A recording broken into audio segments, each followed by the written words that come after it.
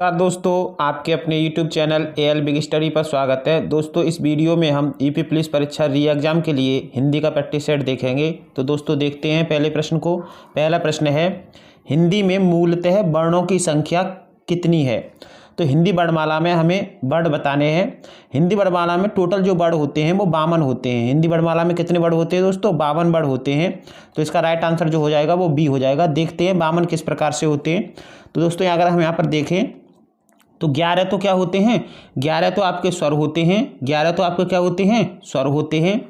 और का वर्ग से लेकर पा वर्ग तक 25 स्पर्श व्यंजन होते हैं, क्योंकि प्रत्येक वर्ग में 5-5 होते हैं। तो 25 कौन से व्यंजन होते हैं? स्पर्श व्यंजन होते हैं। और इसी प्रकार से 4 आपके अंतस्थ व्यंजन होते हैं। 11 अलावा 4 क्या होते हैं? अंतस्थ व्यंजन होते हैं। और 4 ही आपके ऊष्म व्यंजन होते हैं। 4 ही क्या होते हैं? ऊष्म व्यंजन होते हैं। 4 संयुक्त व्यंजन होते हैं। 2 होते हैं उत्क्षिप्त व्यंजन। 2 कौन से व्यंजन होते हैं? उत्क्षिप्त व्यंजन होते हैं। और 2 होते हैं अयोगभाव। इस प्रकार से आपके 11 तो स्वर होते हैं और 41 व्यंजन होते हैं। टोटल मिलाकर कितने बनते हैं? टोटल मिलाकर 52 वर्ण बनते हैं हिंदी वर्णमाला में। अगले प्रश्न की तरफ चलते हैं। अगला प्रश्न है, जातिवाचक संज्ञा कौमा सर्वनाम कौमा विशेषण कौमा क्रिया कौमा अव्यय शब्दों से कौन सी संज्ञा बनाई जाती है? तो जातिवाचक संज्ञा, सर्वनाम, विशेषण, क्रिया और अव्यय शब्दों से यहाँ पर हमें ये बताना है कि कौन सी संज्ञा बनाई जाती है। तो दोस्तों यहाँ पर हम बता दें कि यहाँ पर भाववाचक संज्ञा बनाई जाती है। कौन सी संज्ञा बनाई जाती है? भाववाचक संज्ञा बनाई जाती है। तो इसका राइट आंसर क्या हो जाएगा? राइट आंसर हो जाएगा ए। अगला है, दिए गए 4 विकल्पों में से कौन सा शब्द स्त्रीलिंग है? कौन सा शब्द स्त्रीलिंग है? तो हमें यहाँ पर स्त्रीलिंग शब्द बताना है। अध्यक्ष शब्द जो होता है वो पुल्लिंग होता है। महोदय पुल्लिंग होता है। दुपट्टा शब्द पुल्लिंग है। लेकिन प्रकृति, अच्छी प्रकृति, तो प्रकृति शब्द जो है वो स्त्रीलिंग है। प्रकृति शब्द दोस्तों यहाँ पर क्या हो जाएगा? प्रकृति शब्द यहाँ पर स्त्रीलिंग हो जाएगा। तो इसका राइट आंसर सी हो जाएगा। इसका राइट आंसर क्या हो जाएगा? सी हो जाएगा। अगले प्रश्न की तरफ चलते हैं। पुल्लिंग परिवर्तन का सही विकल्प चुनिए। पुल्लिंग परिवर्तन का सही विकल्प चुनिए। तो सम्राज्ञी, सम्राट, ठीक है। रानी, राज नहीं होता, राजा होता है, तो ये तो गलत है। कवित्री, कवि, कवि इस तरह से नहीं होता, छोटी की मात्रा आती है कवि पर। ठकुराइन, ठाकुर होता है, ठाकुर पर डंडा लगा होता है। तो यहाँ पर जो पुल्लिंग परिवर्तन का सही विकल्प जो है वो आपका ए हो जाएगा, सम्राज्ञी और सम्राट। तो यहाँ राइट आंसर क्या हो जाएगा? राइट आंसर हो जाएगा ए। अगला है, राम राज्य में प्रजा दुखी थी। राम राज्य में प्रजा दुखी थी। दिए गए विकल्पों में वाक्य में रेखांकित शब्द का बहुवचन कौन सा है? तो रेखांकित शब्द यहाँ पर प्रजा पर किया गया है। तो प्रजा का हमें क्या बताना है? बहुवचन बताना है। तो प्रजा का बहुवचन जो हो जाएगा वो हो जाएगा प्रजाजन। प्रजा का बहुवचन क्या हो जाएगा? प्रजाजन। इसका राइट आंसर बी हो जाएगा। अगला प्रश्न है, इनमें से संबंध कारक का चिन्ह कौन सा है? संबंध कारक, तो दोस्तों संबंध कारक के जो चिन्ह होते हैं, संबंध कारक के चिन्ह जो होते हैं वो का, की, के, रा, री, रे, रा, री, रे और ना, नी, ने, ये होते हैं संबंध कारक के चिन्ह। तो यहाँ पर हम बात करें तो इसका जो राइट आंसर हो जाएगा वो क्या हो जाएगा? की हो जाएगा। इसका राइट आंसर क्या हो जाएगा? का, की, के, रा, री, रे और ना, नी, ने, ये सब किसके चिन्ह होते हैं? संबंध कारक के चिन्ह होते हैं। तो इसका राइट आंसर जो हो जाएगा वो ए हो जाएगा। अगले प्रश्न की तरफ चलते हैं। अगला प्रश्न है, शीला अपने कपड़े स्वयं धोती है। इस वाक्य में स्वयं सर्वनाम का कौन सा भेद है? तो दोस्तों यहाँ पर स्वयं जो है वो सर्वनाम का जो भेद है वो निजवाचक सर्वनाम है। कौन सा सर्वनाम है? निजवाचक। स्वयं, खुद, अपने आप, अपना, अपना, ये सब कौन से सर्वनाम होते हैं? ये निजवाचक सर्वनाम होते हैं। तो इसका राइट आंसर जो हो जाएगा वो ए हो जाएगा। अगला प्रश्न है, निम्नलिखित प्रश्नों में 4 विकल्पों में से सही कर्ता कारक को पहचानिए। कर्ता कारक को पहचानिए। तो दोस्तों हम यहाँ पर देखें कि रोहन ने हॉकी खेली। रोहन ने हॉकी खेली। तो यहाँ पर दोस्तों जो कर्ता है, यहाँ पर जो कर्ता है वो रोहन है। ने कारक चिन्ह है। ने क्या है? कारक चिन्ह है। और हॉकी कर्म है। और खेली क्या है? खेली जो है वो क्रिया है। तो यहाँ पर सही जो कर्ता कारक हो जाएगा वो रोहन हो जाएगा, क्योंकि कर्ता कौन है यहाँ पर? रोहन। ने उसका कारक चिन्ह है। हॉकी कर्म है। और खेली क्या है यहाँ पर? खेली यहाँ पर क्रिया है। तो इसका जो सही आंसर हो जाएगा वो ए हो जाएगा, रोहन। अगले प्रश्न की तरफ चलते हैं। अगला प्रश्न है, इनमें से कौन सा वाक्य अकर्मक क्रिया का उदाहरण नहीं है? अकर्मक क्रिया, तो दोस्तों अकर्मक क्रिया में कर्म मौजूद नहीं होता, अकर्मक क्रिया में कर्म मौजूद नहीं होता। मोहन सोता है, यह अकर्मक क्रिया का उदाहरण है। राम खेलता है, यह भी अकर्मक क्रिया का उदाहरण है, क्योंकि इसमें कर्ता और क्रिया है, केवल कर्म मौजूद नहीं है। सीता गाती है, इसमें ये भी क्या है? अकर्मक क्रिया का उदाहरण है। लेकिन राम क्रिकेट खेलता है, यह सकर्मक क्रिया है, क्योंकि राम करता है, क्रिकेट कर्म है और खेलता क्या है? क्रिया है। तो इसका राइट आंसर जो हो जाएगा, राइट आंसर हो जाएगा सी। अगले प्रश्न की तरफ चलते हैं। अगला प्रश्न है दोस्तों, इनमें से परिमाण बोधक विशेषण का उदाहरण कौन सा है? परिमाण बोधक, तो दोस्तों यहाँ पर परिमाण की बात करें तो माप तोल की बात चलती है, तो यहाँ पर परिमाण बोधक का हो जाएगा थोड़ा। परिमाण बोधक विशेषण का उदाहरण जो हो जाएगा वो हो जाएगा थोड़ा। इसका राइट आंसर क्या हो जाएगा? इसका राइट आंसर हो जाएगा सी। अगला प्रश्न है, काला घोड़ा तेज दौड़ता है में क्रिया विशेषण कौन सा है? काला घोड़ा तेज दौड़ता है, तो यहाँ पर दोस्तों हमें क्रिया विशेषण बताना है। क्रिया विशेषण वे होते हैं जो क्रिया की विशेषता बताते हैं।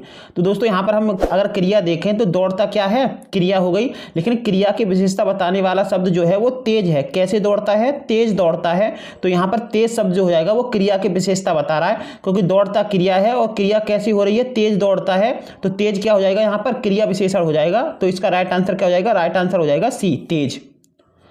अगला प्रश्न है, मृत्तिका शब्द का तद्भव रूप क्या है? मृत्तिका शब्द का जो तद्भव रूप होता है वो मिट्टी होता है। क्या होता है? मिट्टी होता है। मृत्तिका का जो तद्भव रूप है वो क्या है? मिट्टी। इसका राइट आंसर बी हो जाएगा। अगला प्रश्न है, अलंकार शब्द में कौन सा उपसर्ग है? अलंकार शब्द में कौन सा उपसर्ग है? तो दोस्तों अलंकार शब्द जो है, अलंकार शब्द जो है वो मिलकर बना है। अलंकार शब्द अलम धन अलम धन कार से मिलकर बना है। अलम धन कार से मिलकर बना है। तो अलंकार शब्द में उपसर्ग जो है वो पहले लगते हैं किसी शब्द के, तो यहाँ पर अलम उपसर्ग हो जाएगा। क्या हो जाएगा? अलम उपसर्ग हो जाएगा। राइट आंसर ए हो जाएगा। अगला प्रश्न है, इनमें से तद्रालु में प्रयुक्त प्रत्यय कौन सा है? तो यहाँ पर दोस्तों अगर हम देखें तो मूल शब्द हो जाएगा तद्रा। तद्रा क्या हो जाएगा? मूल शब्द। लू इसमें क्या है? लू इसमें प्रत्यय है, तो इसका राइट आंसर क्या हो जाएगा? राइट आंसर हो जाएगा बी। सत्यार्थी का सही संधि विच्छेद कौन सा है? सत्यार्थी का सही संधि विच्छेद, तो यहाँ पर हम देखें तो सत्यार्थी का जो सही संधि विच्छेद हो जाएगा वो हो जाएगा सत्य धन अर्थी। सत्य धन अर्थी से मिलकर क्या बना है? सत्यार्थी शब्द बना है। तो इसका राइट आंसर क्या हो जाएगा? राइट आंसर हो जाएगा इसका डी। अगला प्रश्न है, समास विग्रह और उनके भेद की जानकारी दे रहे हैं, प्रस्तुत वाक्य में रिक्त स्थान की पूर्ति के लिए सही विकल्पों का चयन करें। तो यहाँ पर हम देख रहे हैं दोस्तों, देशभक्ति का हमें समास विग्रह करना है और उसका समास विग्रह का भेद भी बताना है कि वो किसके अंतर्गत आता है। तो देशभक्ति का जो समास विग्रह होता है दोस्तों वो देश के लिए भक्ति होता है। देश के लिए भक्ति, और ये किसके अंतर्गत आता है? ये आता है संप्रदान तत्पुरुष के अंतर्गत आता है, संप्रदान तत्पुरुष। तो इसका राइट आंसर जो हो जाएगा, इसका राइट आंसर हो जाएगा डी हो जाएगा। अगला प्रश्न है दोस्तों, अगला प्रश्न देखते हैं। अगला प्रश्न है, दिए गए विकल्पों में उत्थान शब्द का विपरीतार्थक शब्द कौन सा होगा? उत्थान का हमें क्या बताना है? विलोम बताना है।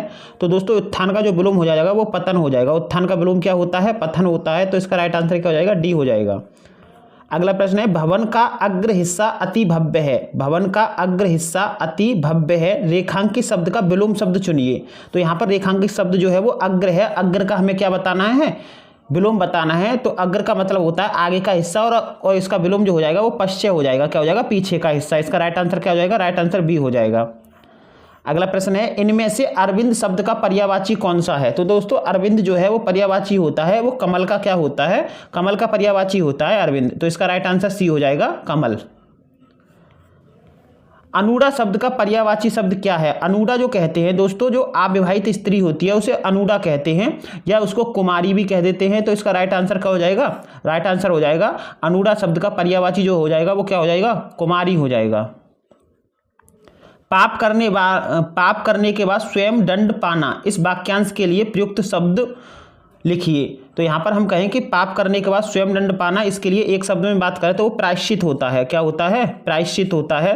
तो इसका राइट आंसर क्या हो जाएगा? सी हो जाएगा। जो मंद गति से कार्य करता हो उसके लिए इनमें से प्रयुक्त शब्द कौन सा है? मंद गति से कार्य करने वाला मंथर कहलाता है। क्या कहलाता है? मंथर कहलाता है। तो इसका राइट आंसर जो है वो ए हो जाएगा, मंथर हो जाएगा।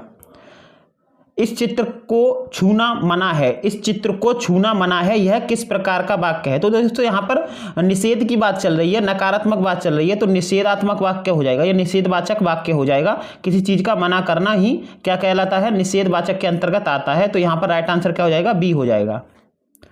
इनमें से कौन सा शब्द शुद्ध है, इनमें से कौन सा शब्द शुद्ध है। तो दोस्तों हमें देखना है कि आशीर्वाद जो है वो शुद्ध शब्द कौन सा है। तो आशीर्वाद की बात करें तो आशीर्वाद जो है दोस्तों इस तरह से लिखा जाता है, तो ये राइट आंसर हो जाएगा, यही क्या है, शुद्ध है। क्योंकि जो उड़ने वाला रा होता है वो उस अक्षर पर लगा होता है, उसके ठीक आगे काउंट होता है। तो इसका राइट आंसर जो हो जाएगा, इसीलिए आप क्या कह सकते हो, डी इसका राइट आंसर हो जाएगा। निम्नलिखित वाक्यों में से अशुद्ध वाक्य पहचानिए, निम्नलिखित वाक्यों में से अशुद्ध वाक्य पहचानिए। उसे जल्दी घर जाना था, ठीक है एकदम। मुझे वहां नहीं जाना था, ये भी सही है। वे लोग जा रहे हैं, ये भी ठीक है। पिता ने मेरे से कहा, तो दोस्तों यहाँ मेरे से का प्रयोग नहीं होगा, यहाँ पर क्या होगा, पिता ने मुझसे कहा। तो पिता ने मुझसे कहा, यहाँ पर राइट आंसर क्या हो जाएगा, डी हो जाएगा। ये वाक्य जो है वो अशुद्ध है। छात्र पढ़ते होंगे, इस वाक्य में क्रिया किस काल का बोध करा रही है। छात्र पढ़ते होंगे, तो दोस्तों यहाँ पर जो है वो राइट आंसर हो जाएगा संदिग्ध वर्तमान, संदिग्ध वर्तमान काल। क्योंकि यहाँ पर क्या कह सकते हैं, क्रिया जो है वो वर्तमान काल में हो रही है, लेकिन उसमें भी संदिग्धता है। तो इसका राइट आंसर क्या हो जाएगा, सी हो जाएगा। मैं बाजार जाता हूं, इस वाक्य में वाच्य का कौन सा प्रकार है। मैं बाजार जाता हूं, दोस्तों यहां पर कर्ता की प्रधानता है, तो यहां पर कौन सा वाच्य हो जाएगा, कृतवाच्य हो जाएगा। जहां पर कर्ता की प्रधानता होती है वहां पर कौन सा वाच्य होता है, वहां पर कृतवाच्य होता है। काक पद का उपयोग कब होता है, काक पद, दो विराम चिन्हों की बात करें तो विराम चिन्हों में एक चिन्ह होता है जैसे हम काक पद या हंस पद भी कहते हैं, तो उसका प्रयोग कब होता है, छूटे हुए अंश के लिए। जब आप किसी चीज को लिख रहे हो और बीच में कुछ छूट जाए तो उस चिन्ह का प्रयोग करके हम उस शब्द को लिख देते हैं, और इसका चिन्ह का जो होता है वो इस तरह से होता है। तो इसका राइट आंसर जो हो जाएगा वो बी हो जाएगा, छूटे हुए अंश के लिए काक पद का हम प्रयोग करते हैं। शुक्र करना मुहावरे का अर्थ क्या है, तो इसका जो हो जाएगा दोस्तों, इसका जो हो जाएगा वो हो जाएगा आपका एहसान मानना। क्या हो जाएगा, एहसान मानना, एहसान मानना, ए इसका क्या हो जाएगा, राइट आंसर हो जाएगा। बाग बाग होना मुहावरे का अर्थ कौन सा है। बाग बाग होने का मतलब होता है दोस्तों अति प्रसन्न होना, अति प्रसन्न होना। बाग बाग का क्या अर्थ होता है, अति प्रसन्न होना। हृदय में मूल रूप से विद्यमान रहने वाले भावों को संज्ञा दी जाती है। तो दोस्तों यहाँ पर हम कहें रस की बात करें तो हृदय में जो मूल रूप से विद्यमान होते हैं वो स्थायी भाव कहलाते हैं। क्या कहलाते हैं, स्थायी भाव कहलाते हैं। तो इसका राइट आंसर क्या हो जाएगा, इसका राइट आंसर हो जाएगा सी। इनमें से विभत्स रस का स्थायी भाव क्या है, तो विभत्स रस का जो स्थायी भाव होता है वो जुगुप्सा होता है। क्या होता है, जुगुप्सा होता है। तो इसका राइट आंसर बी हो जाएगा।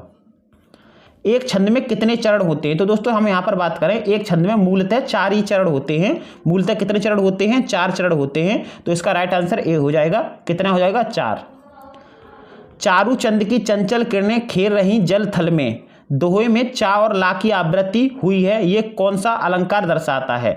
तो दोस्तों यहाँ पर चा वर्ण की आवृत्ति हुई है और ला वर्ण की आवृत्ति हुई है, और ये वर्णों की जो आवृत्ति होती है वो अनुप्रास अलंकार के अंतर्गत आती है। जब किसी पंक्ति में वर्णों की जब आवृत्ति होती है तो वो कौन से अलंकार के अंतर्गत जाता है, अनुप्रास अलंकार के अंतर्गत जाता है। अग्नि परीक्षा किस रचनाकार की कृति है। अग्नि परीक्षा जो है वो आचार्य तुलसी की कृति है। अग्नि परीक्षा आचार्य तुलसी की। करुणालय के रचनाकार कौन हैं, तो यहाँ पर दोस्तों करुणालय की बात करें तो जयशंकर प्रसाद हैं। करुणालय के रचनाकार कौन हैं, करुणालय के जो रचनाकार हैं दोस्तों जयशंकर प्रसाद हैं। तो इसका राइट आंसर डी हो जाएगा। अगला है मगधी अपभ्रंश से संबंधित भाषा इनमें से कौन सी है। तो मागधी अपभ्रंश की बात करें दोस्तों, मागधी अपभ्रंश की बात करें तो यहाँ पर संबंधित भाषा जो हो जाएगी वो हो जाएगी बंगला। कौन सी हो जाएगी, बंगला हो जाएगी। तो इसका राइट आंसर क्या हो जाएगा, बी हो जाएगा। अगर दोस्तों आपको वीडियो अच्छी लगी हो तो वीडियो को लाइक करें तथा चैनल को सब्सक्राइब करें। धन्यवाद दोस्तों।